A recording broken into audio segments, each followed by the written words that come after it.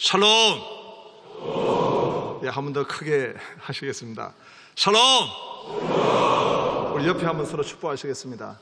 당신은 샬롬 부흥의 주인공이십니다.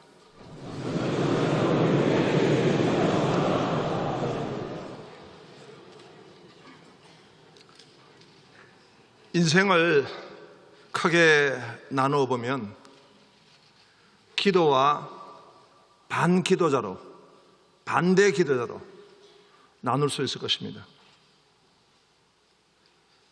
본문에는 반기도자를 이렇게 말씀하고 있습니다. 먼저 애굽입니다.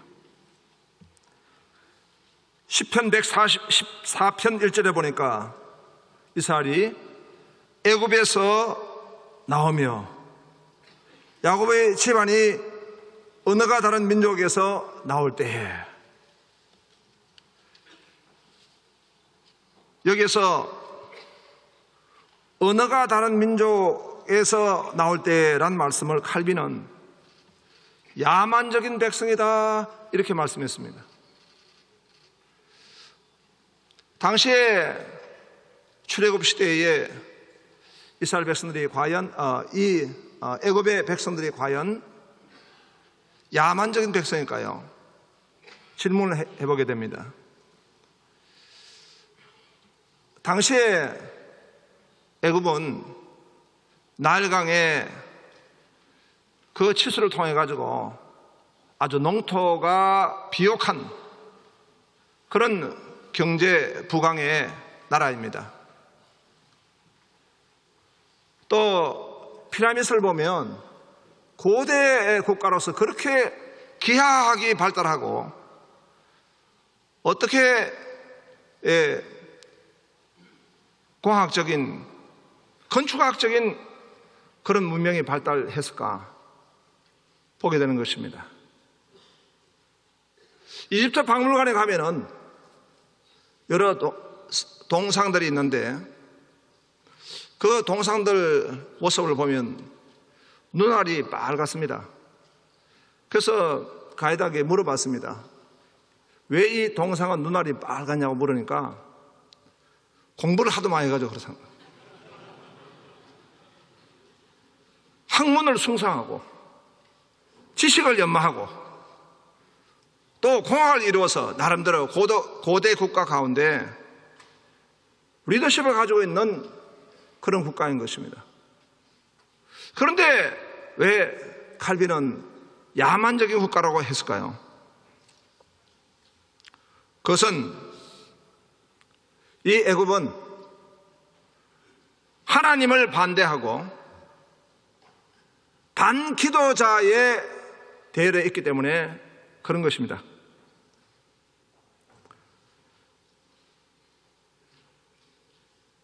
에스겔서 29장 3절에 보면 이 애굽의 백성들을 설명하고 있는데 스스로 이르기를 나의 이 강은 내 것이라. 그들은 아주 교만한 백성입니다.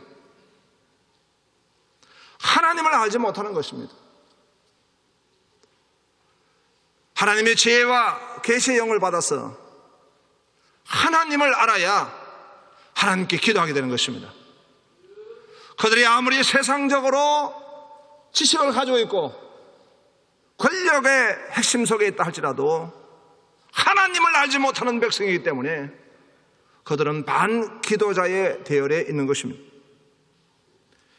시편 114편 3절에 보니까 바다가 보고 도망하며 요단은 물러갔으니 라고 말씀하고 있습니다. 이 바다는 무엇입니까?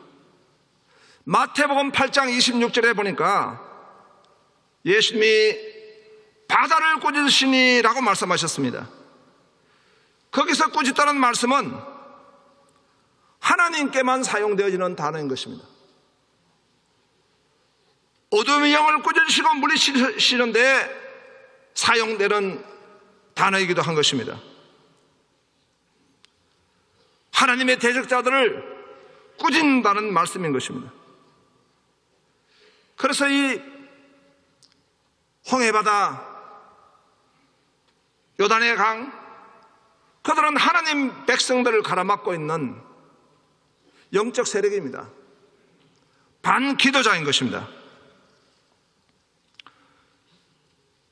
114편 7절에 보면 땅이여 너는 주 앞에 곧 야곱의 하나님 앞에서 떨지어다.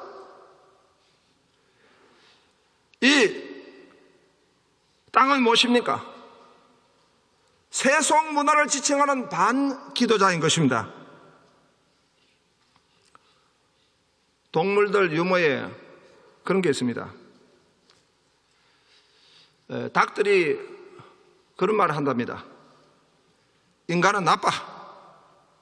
자기들은 산화제한을 하면서 우리 보고는 알을 낳으래. 소들이 말합니다. 진짜 나쁜 인간들이야. 우리 소들의 젖을 매일 마시면서 엄마라고 하는 것이 아무것도 없어. 유명한 경제학자 멜세스는 그렇게 말했습니다. 인구는 기하급수적으로 늘어나는데 식량은 산술급수적으로 늘어난다. 이렇게 말했습니다.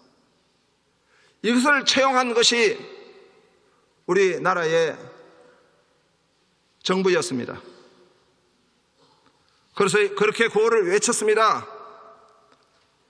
덮어놓고 나타보면 거지꼴 못 면한다. 하나하나 젊게 살고 좁은 땅 넓게 살자. 광고에는 심지어 이런 것까지 나갔다고 합니다.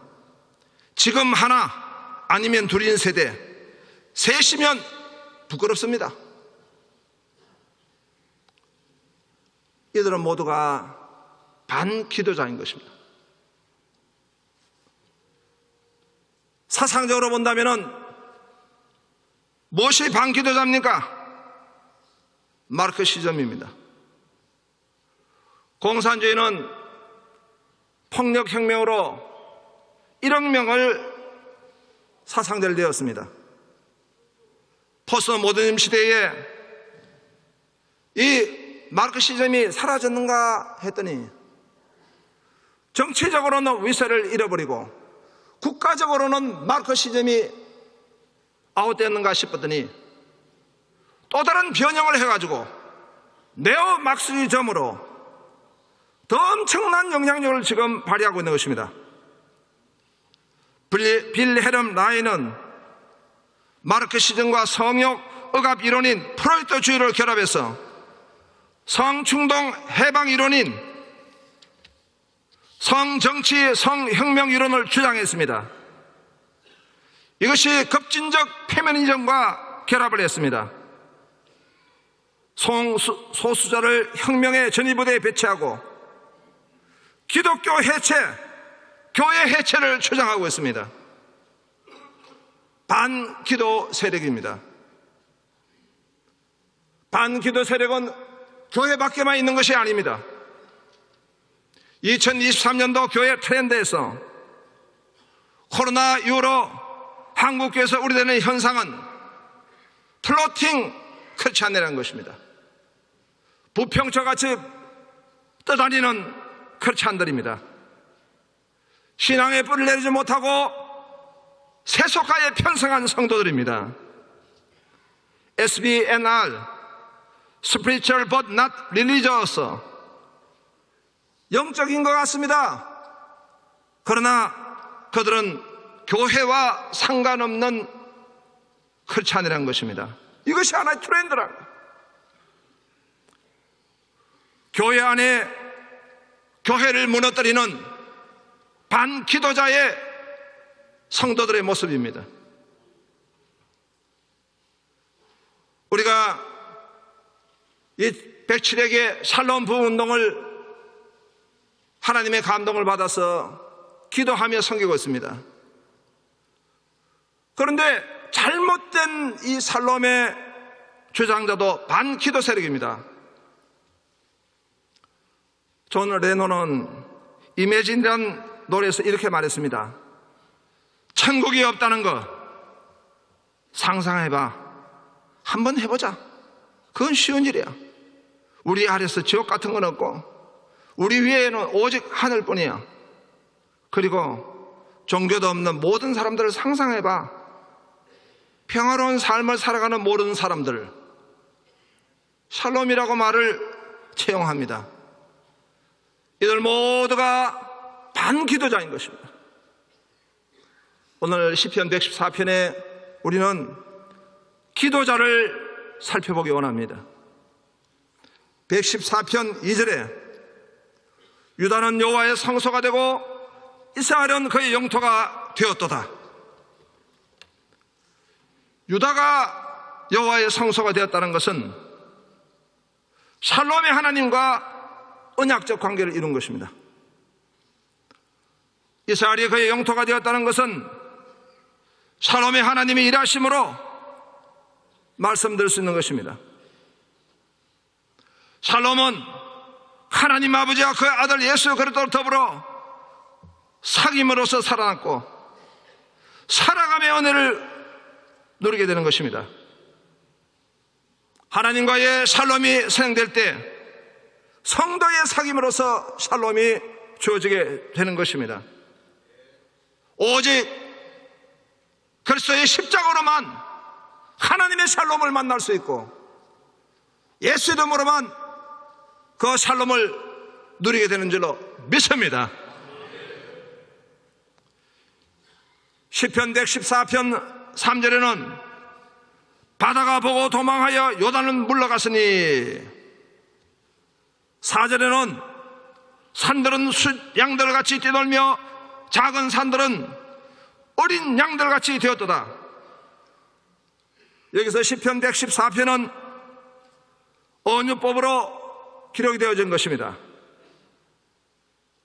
시인 윌리스 스티븐스는 시에서 언유를 사용하는 동기는 우리의 상상을 초월할 때, 우리의 상상을 담을 수 없는 그 무엇인가를 표현할 때에 언유법을 사용한다 했습니다.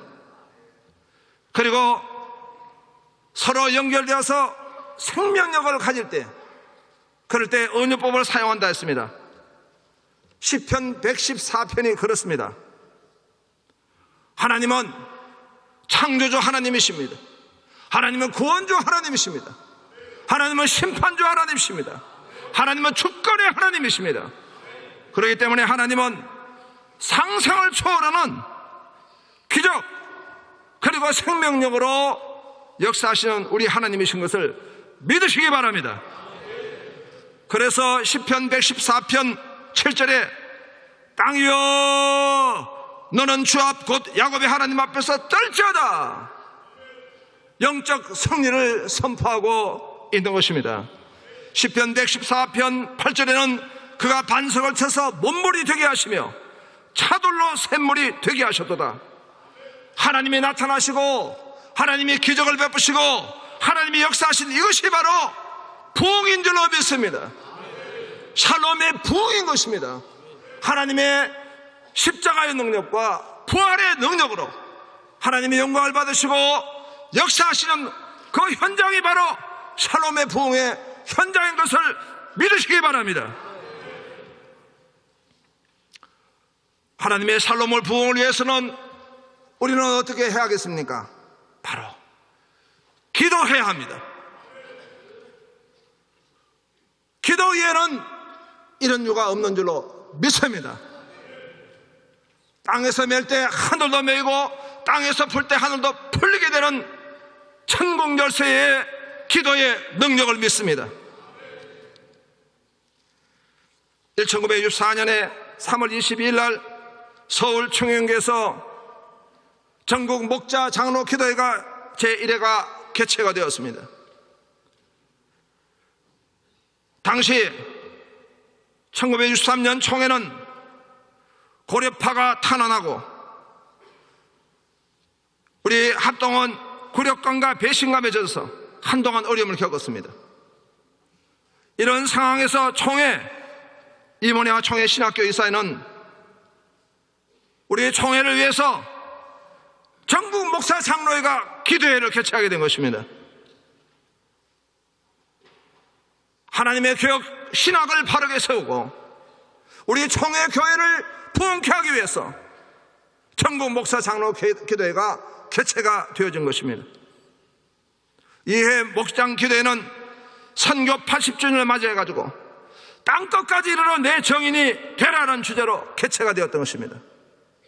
이렇게 기도회가 2023년도 오늘 5월 8일은 바로 이 목사 장로 기도회가 60주년을 맞이해서 하나님 앞에 기도하게 된 것입니다.